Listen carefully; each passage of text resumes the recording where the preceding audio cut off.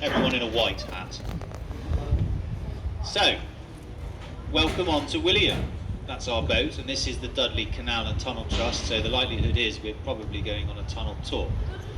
But it is if we go forward anyway. If we go backwards, it's crash, so let's go forwards. So, as you might expect on a boat trip of this nature, where we go deep into the mines, hundreds of feet underground, in a boat, that there is a safety announcement. I'm sure you all thoroughly read the terms and conditions before you booked yourself onto a boat trip of this nature, didn't you? Of course you did. You signed the waiver, of course. So, of course, therefore you are, because of course you did, so you're thoroughly aware that all of your life jackets are secured under your seats where the little red tab is. No, there's nothing there, don't look. We've got the life jackets on, you'll notice. You guys can fight over 5 life rings spread out in the middle of the boat. Everyone else will have to stand up in the chest deep water. We have got VHF at the back here. It's got a long line underground which repeats the signal and means that it works underground, and we can be in instant contact with the office at any time. There's also first aid with me at the back here. You've got Stuart in the middle of the boat there, there's your crew. So you've got any immediate pressing concerns, he's your best man. And I don't mean you had a slightly stressful day, he doesn't need to know about that. Anything in relation to being in the mines, of course. If you look ahead, you can see that there is a rather narrow tunnel entrance. So this is to warn you that, of course, the boat is most likely going to touch the side at some point. Well, it is when I'm driving anyway. So that's where the one most important rule comes in, is stay well away from the sides of the boat. Anything you want to take home with you, small children, arms, legs, mothers-in-laws, keep them well inside the boat, or else it could get injured. With that as well, there's going to be 2 shows on the left later on, and then 1 on the right. If you happen to be on the wrong side, facing the wrong way, then at that time I'll let you know it's safe to stand up to get a bit of view of the show. Otherwise, please do stay in your seats. There is going to be flashing lights in one of those shows. No strobes, but some flashing lights. I'll remind you later when the show's about to start. On the subject of flashing lights, please switch yours off on your phones. That way you're not that one person with a beacon of light coming out of you in the dark. And as well as that, you won't blind everyone around you, including me, giving me an extra reason to blame my crashing. So, there we go. We're off. Welcome to the Dudley Tunnel. We call this the Dudley Tunnel Tour, because we're going to be doing a tour of a tunnel that is in Dudley. Thank you, that is all from me. So, we're doing one section of the Dudley Tunnel there. We're doing what's known as the Lord Ward's Arm. Lord Ward's Arm is because it was the Lord Ward. That was the sort of gang name for the Viscount Earl of Dudley, the local nickname for it, who paid for this section of the Dudley Tunnel to dig the tunnel and the canals deep into his limestone mines. It took them 3 years to do that. Opened in 1778. So nearly 250 years old, these tunnels. They were dug out using construction shafts from the surface of the hill down to the level where we are now, and then bore out the tunnels in opposite directions from the bottoms of those construction shafts. Now there are 13 of them, but there's only 3 of them that aren't filled in. You're going to see 2 of them on this trip. One of them is at the end of this tunnel, but in a moment. Now you can see the holes on either side of the walls. This is where the cave spiders live. Only joking. The cave spiders were eaten by the snakes. But these are construction beam holes. This is how they built the first 6 foot of wall. You then have a beam hole across like a scaffold, and then you build the next 6 foot. And then you've got the arch above our heads, which is where they put a frame across, matching the arch, put the stones around the frame, take the frame away, arch holds itself up. Have a look, those of you in the front, have a look up now. You're going underneath Shirt Mill construction shaft. They are always quite drippy, so be careful as you look up. You might get it in the eye. That brings us quite nicely out into Shirt Mill Basin. Got to be quick here because there's two mines. There's one on the left called Flooded Mine because it was flooded. There's one on the right, it's called Tipton Mine because it's in Tipton. We like to keep it easy here. Flooded Mine looks a bit like a cave because it's one of the older types of mines where they dig into the exposed stone, taking out the limestone, going further and further back until it's exhausted. The opposite side was a more modern traditional one, which is a vertical shaft going down about 80 to 100 feet below us, where there's lots of mines, tunnels and caverns underneath us too. Now we've got a hard left at the end of this into Castle Mill Basin. I know there's a boat in there somewhere. I beat the horn. Mostly for a giggle really. And then we might touch the wall on both sides, on the left and at the back. Just depends on how much fun I want to have. Not too bad. I'm having a good day. So this is Castle Mill Basin. On the right hand side as we come out there's a big set of concrete steps. This is the front of what used to be Kettle Mine, filled in because of the partial collapse of the mine mouth. You've got next to that a tunnel mouth with a gate down the inside, and that's the Wren's Nest Tunnel. It would lead into a cavern network called the Seven Sisters. Gets that name from 7 huge stone pillars that support the cavern roof. Quite an amazing network. He had multiple layers of 7 sisters, all interconnected as one big cavern. We would like to dig that out and open it back up to the public as well, get boats running in and out again, but it's going to cost quite a lot of money to get out all the concrete and the gravel and the sand. It's in excess of £28 million. We are raising funds. We're at about £2.80 so far. That's fine because it's only zeros after that. We're lining up with the tunnel ahead of us. We're going to go into that one.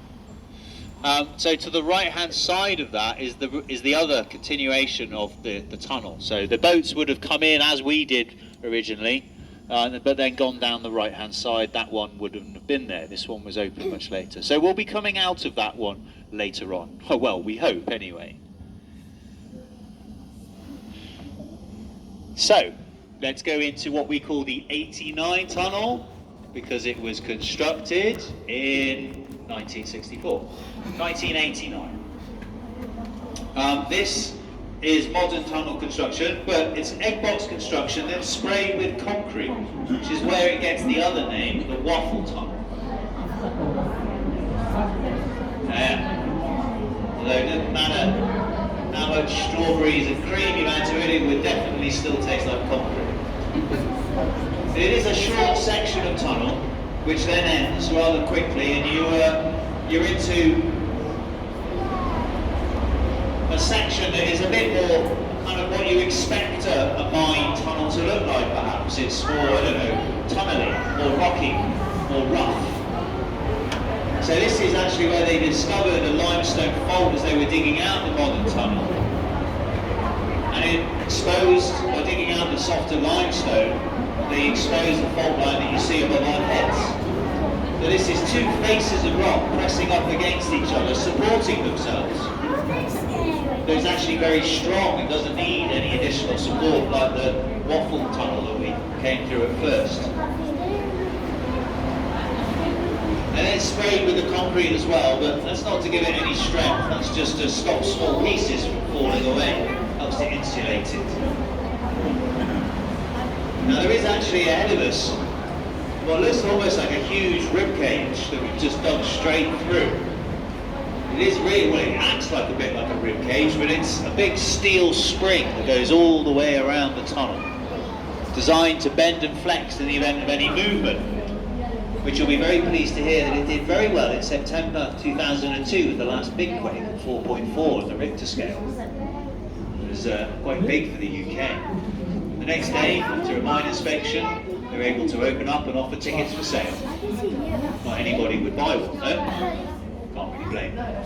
So we're coming out now back into the original mines, back into, this is Little Tess, this cavern, and there's a show on the left, about 6 minutes long, about the history of the geology and the mining.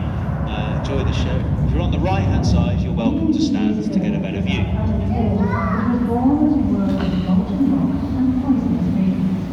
Slowly, the sun is cooled until a thin skin of solid rock forms. A fragile skin, even today just a few miles away, floating on a molten material.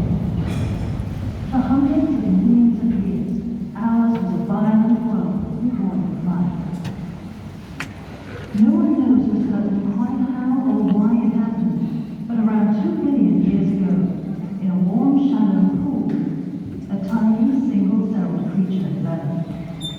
A creature that could divide and reproduce itself, and change to meet the challenges of its harsh environment. A creature that was destined to change the face of the earth and become the father and mother of all life on the planet.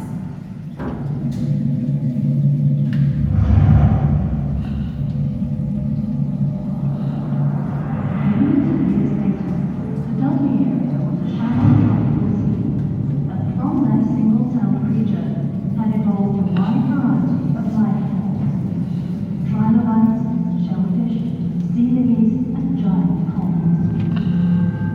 Welcome to Silurian times, where the rock around you was a living world 400 million years ago.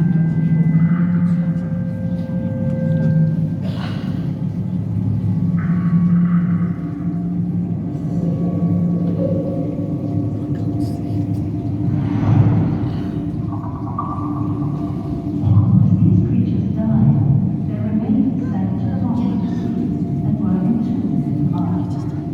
A steady rain that went on for millions of years. As later deposits were laid down, this mud was eventually compressed to form rock, still bearing the imprints of those creatures that lived and died millions of years before. As they went deeper, it became ever more difficult to raise the stone to the surface. The solution to this problem came in 1778, when the Earl of Dudley, who owned the mines, constructed a canal and tunnel into the hills to connect his mines to the Birmingham Wolverhampton Canal and so to the rapidly expanding network of inland waterways. The tunnel was later extended through the hills, circling the mineral-rich lands on the other side of the ridge and linking the backcountry industries to the River Severn. Where the tunnel crossed the limestone beds, the rock was mined. Vertical shafts were dug to reach the deeper seams. Branch canals, tramways, and loading walls were constructed and the stone brought out by boat to feed the furnaces of the Black Country. Huge caverns were created with pick and shovel and gunpowder. Massive pillars of rock left behind to support the roof. In a few minutes, we will enter one of those caverns. Housing the entrance into another tunnel. Yeah, if you would take your seats, please. Sorry.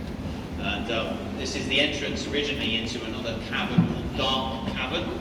3 guesses as to why it's called that. This is so large, that cavern, that you could comfortably fit St. Paul's Cathedral inside.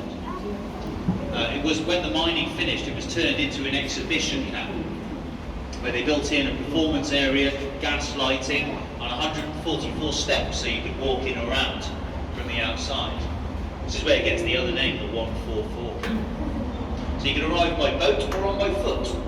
The boat arrival was through Little Test that we're now leaving, but the original tunnel into Little Test is long gone, filled in.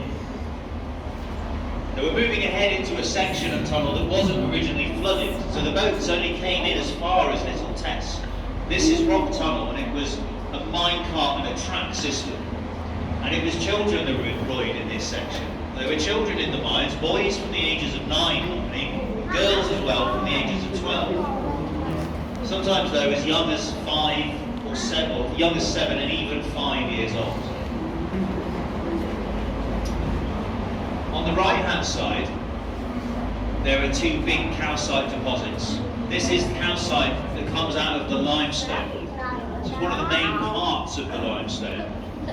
And it gets broken down by the acidity of the rainwater, and then reforms where the water leaches through the walls and then leaves traces of it behind. So they take centuries to get that big.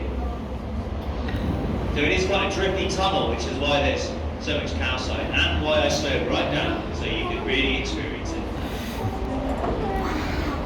On the left as well, as we go past it, there is this scar in the rock in a couple of places. You can see this is a volcanic ash ban, a layer of ash trapped in between layers of rock over millions of years. The eruptions occurred in Scandinavia, a series of them, massive eruptions that would have blackened the sky for possibly even years.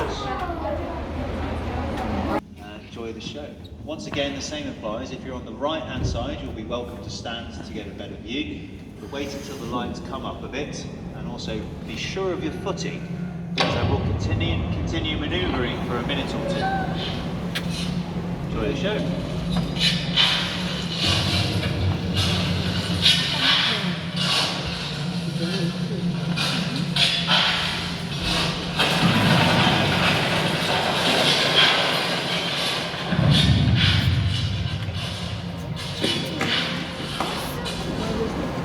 Limestone was quarried here on Dudley Castle Hill for hundreds of years, but the arrival of the canal prompted a rapid increase in mining activity, and at its peak, the Dudley mines produced over 100,000 tons of limestone a year.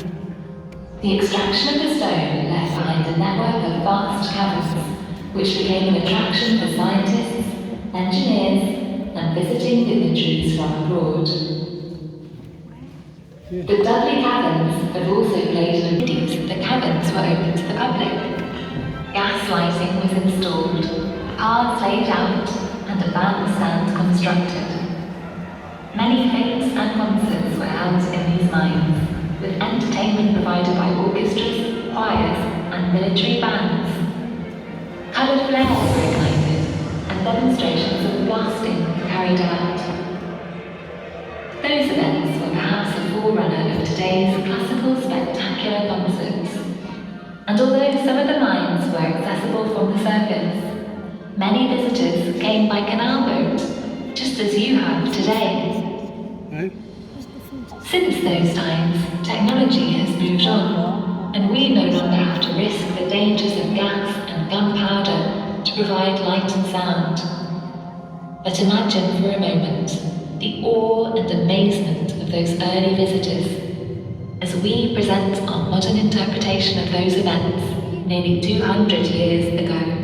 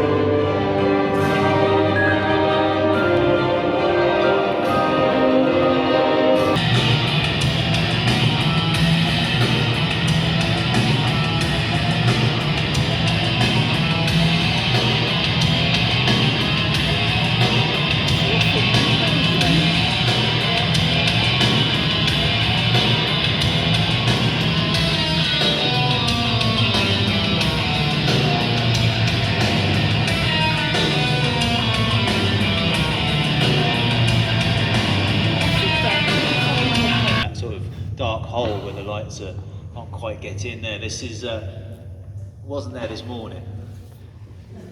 This is an excavation hole from the top of the hillside, dug into what would have been solid rock at that point, to see if it was worth mining out further. So that hole from the base of that is about 50 feet, maybe 60 to the top of the hillside. And if you follow the torch back, this is the actual drift mine entrance up there. So like flooded mine that we saw earlier, but this is much higher up on the hillside and much bigger as well. So that's all steel plates and bar up there. You can see maybe chinks of light peeking through up there. So they dig out across what we call the upper gallery, and then that's when they've exhausted all that stone up there, then they come back and they start digging down and under. Quite a nice site. And then on the right hand side of the tunnel as you come out as well, have a look over, there's a big shovel with a pair of hands on it. This is a monument to the decades of volunteers that have helped open these mines and these caverns to the public. Established the trust in 1965, so there's decades more years of volunteers beyond that point. And then there's another tunnel over there, this dark, mysterious spot there. That's the other part of the Dudley Tunnel.